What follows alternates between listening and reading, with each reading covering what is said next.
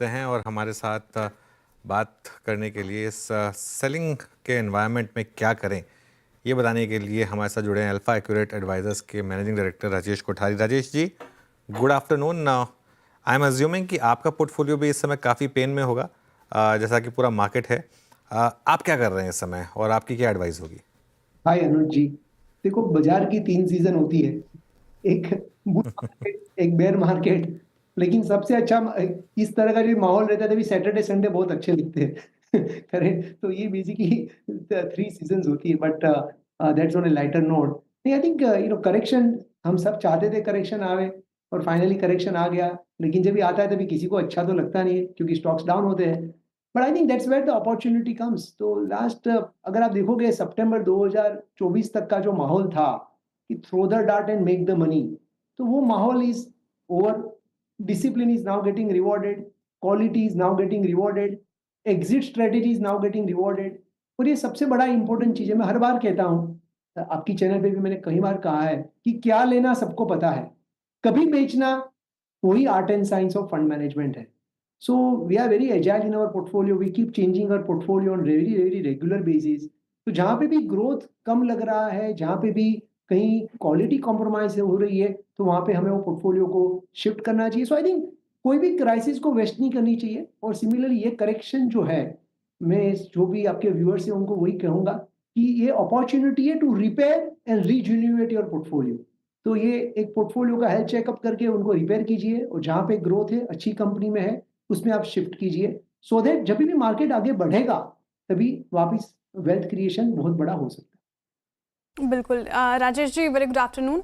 लेकिन sir, FIIs की मैं बात करना चाहूँगी। जिस तरीके से वो बिकवाली कर रहे हैं बाजार में, जब मार्केट ऑल टाइम हाई पे था तब भी बिकवाली कर रहे थे, लेकिन उतना फ़र्क पड़ नहीं रहा था क्योंकि डोमेस्टिक इन्वेस्टर्स खरीद रहे थे। लेकिन अब बिकवाली कुछ ज़्यादा ही बढ़ गई है। उस वक्त हमने कहा था कि भारतीय शेयर बाजार काफ़ी महंगे हैं वैल्यूएशन के हिसाब से। अब जिस तरीके से गिरावट आई है, क्या वैल्यूएशन कंफर्ट लग रहा है आपको भारतीय शेयर बाजार में? क्या अब इंडियन मार्केट अब महंगे नहीं है? क्या टेक है आपका इस पर? है। हाँ, आपके साथ में 100% सहमत हूँ कि पहले अपना वैल्यूएशन से बाजार गिरा क्यों?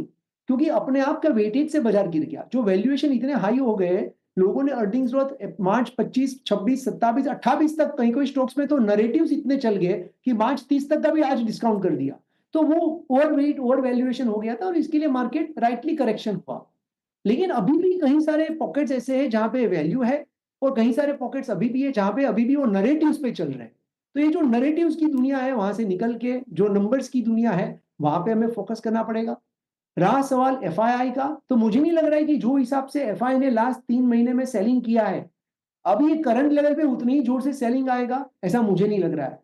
और लास्ट ईयर का अगर आप देखोगे तो एफआई का सेलिंग बहुत बड़ा नहीं था, क्योंकि आप सिर्फ सेकेंडरी मार्केट के नंबर देख रहे हो। लेकिन प्राइमरी मार्केट के नंबर भी अगर आप मिलाएंगे तो लास्ट ईयर का 2024 का सिर्फ रफली $1 बिलियन ही एफआई का सेलिंग था।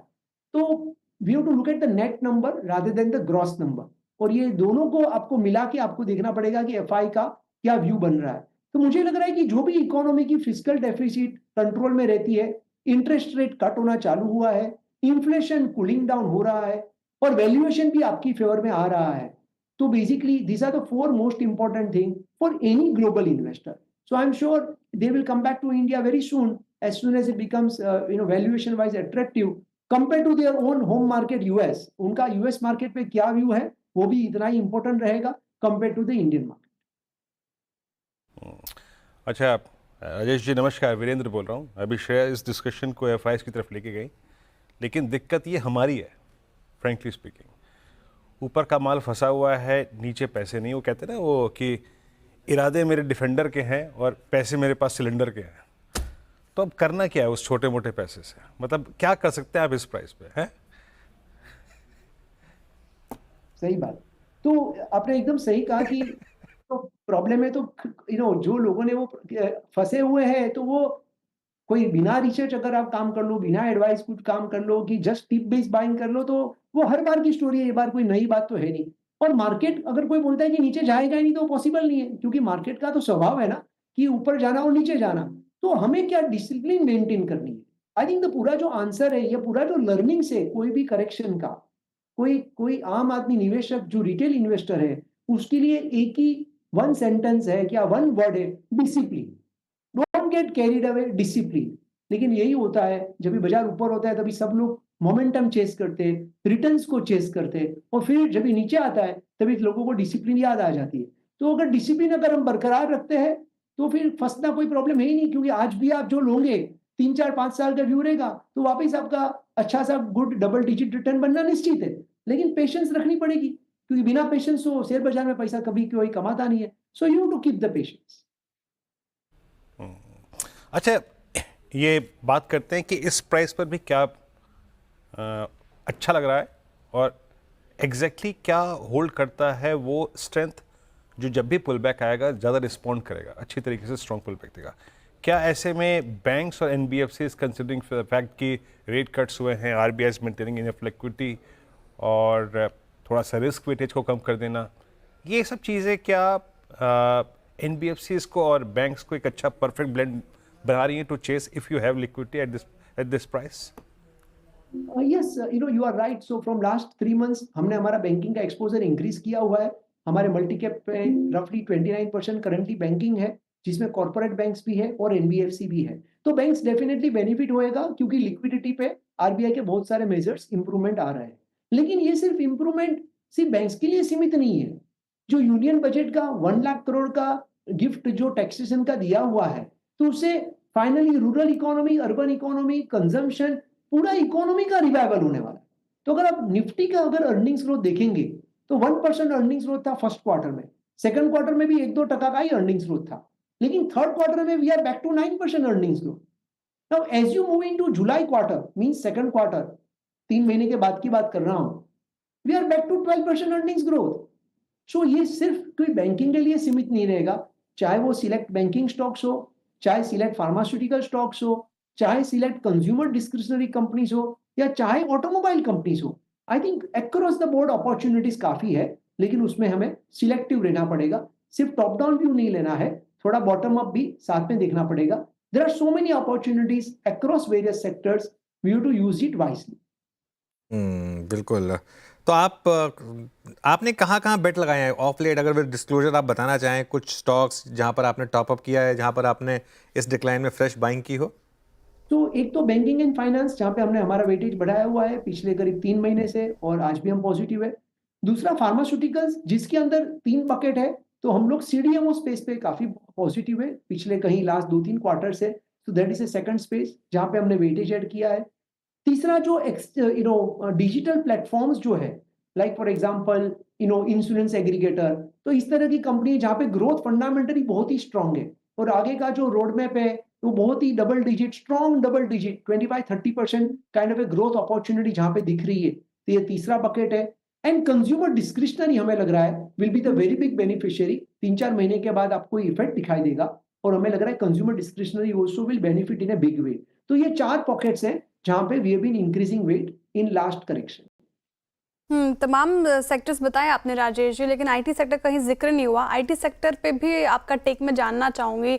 जिस तरीके से बिकवाली हुई है बाजार में, IT सेक्टर एक बड़ा फैक्टर है। देखिए इंडेक्स ही पूरा 4% से ज़्यादा लुढ़क गया। IT सेक्टर में कहीं आप बेट लगा रहे हैं, स्पेशली मिड कैप और लार्ज कैप दोनों में, अगर आप सेग्रीगेट करना चाहें तो? यस, IT सेक्टर में भी हमने हमारा वेटेज पिछले जुलाई, अगस्त, सितंबर से हमने बढ़ा के 8% का रफली अभी हमारे पास 12% हमने IT वेटेज किया हुआ है, और इसमें दोनों है, लार्ज कैप भी है और मिड कैप भी है। आज का IT का इंडेक्स सिग्निफिकेंटली डाउन है because of the US related things, लेकिन हमें लग रहा है कि US economy is going to do little bit better in 2025। And जब भी US इकोनॉमी बेटर करती है, और अगर आप टॉप US कंपनीज का टेक्नोलॉजी स्पेंड की कमेंट्री अगर सुनोगे, तो definitely that is going to revive. TCV काफी स्ट्रॉन्ग रिपोर्ट हो चुका है, थर्ड क्वार्टर का रिजल्ट्स कॉन्फ्रेंस को अभी हुआ है। तो I think IT stocks will also do reasonably well. Both IT and pharma both will do reasonably well. अच्छा राजेश जी, एक बात बताइएगा, एक स्पेस जो कि वैसे ही तंग थी, क्योंकि रियल स्टेट जब अच्छा नहीं कर रहा है तो real estate ancillary home improvement अच्छा भी नहीं करेगा, but suddenly you have different multiple cross combinations. I mean, एक बार पेंट सेगमेंट में स्ट्रेस आना, अब अल्ट्राटेक सीमेंट का जो खुद आई थिंक सीमेंट में स्ट्रेस है, नया एक प्लेयर है कैपेसिटी बिल्ड कर रहा है। आपने एक बार पेंट को हाथ लगाया, फिर आपने केबल्स और वायर्स को हाथ लगाया। कि सडनली ये सेगमेंट डिस्टर्ब सा है इस वक्त, आप कर क्या रहे हैं इस सेगमेंट में इस वक्त? वीरेंद्र जी, कोई भी कंपनी अगर आप देखेंगे हिस्टोरिकली पिछले 50 साल की हिस्ट्री आप चेक करोगे तो कोई भी कंपनी मल्टीबैगर तभी बनती है जब भी उसका ग्रोथ बहुत बड़ा होता है। वो ग्रोथ करने के लिए अलग अलग सेगमेंट में यू नीड टू एंटर। तो सबसे बड़ी जो आपकी स्ट्रेंथ जो रहती है कोर सेगमेंट में, उसके बाजू की जो सेगमेंट रहती है जिसको एडजेसेंट सेगमेंट कहते हैं, you have to enter into that. For example largest plywood company जो थी, दे एंटर्ड इनटू एमडीएफ, तो आज एमडीएफ में लार्जेस्ट बन गई। लार्जेस्ट फ्लोरोकेमिकल कंपनी एक थी, they entered into other speciality chemical, तो आज स्पेशलिटी केमिकल में नंबर 1 बन गई। जो स्पेशलिटी केमिकल में नंबर 1 बन गई, they entered into HPP, high performance polymer, तो वो हाई परफॉर्मेंस पॉलीमर में नंबर 1 बन गई। जो कंपनी सिर्फ बिस्किट बनाती थी, वो बिस्किट के उपरांत केक भी बनाने लग गई, वो उसमें नंबर 1 बन गई। सो अगर आपको आपका ग्रोथ करना है कोई भी कंपनी को, तो आपको रिलेवेंट रहना पड़ेगा और ग्रोथ ऐड करना पड़ेगा। अभी ये जो कंपनी स्पेसिफिक जो आप बात कर रहे हो, तो यह तभी करोगे जब भी उसकी साइज रिलेवेंट रहेगी। अगर हमारा मार्केट रेवेन्यू 1 लाख करोड़ है, तो मैं 100 करोड़ की सेगमेंट में एंट्री नहीं करूंगा, मैं 50,000 25,000 करोड़ की सेगमेंट में एंट्री करूंगा, सो दैट वो मेरी it has to move needle for me, correct? So it is the right strategy from the company perspective to enter into the new segments which is offering the better growth opportunity with a better return on capital employed and also better market valuation। क्योंकि अगर आप देखोगे तो wire and cable के market valuation जो है 40-50 के PE पे है और सीमेंट के वैल्यूएशन 25-30 के पीई पे है। और आरओसी वायर एंड केबल का ज्यादा है, B2C का ज्यादा बिजनेस है। तो any company which is a significant capital as well as cost advantage, and of course they have to prove themselves, 5 साल लगेंगे वो चीज सक्सेस होने में, but you need to do that, otherwise आपका core growth will be equal to India GDP growth. तो आपका 10% growth फिर आपको एक्सेप्ट करना पड़ेगा। कोई भी कंपनी को 20% ग्रोथ करना है, then you need to add the new segments to your business, otherwise there is no other option. सही, राजेश जी बहुत बहुत शुक्रिया, आप इस कार्यक्रम में शामिल हुए और सभी इंडस्ट्रीज पे सेक्टर्स पे अपनी राय रखी आपने, बहुत बहुत शुक्रिया और have a nice weekend as well.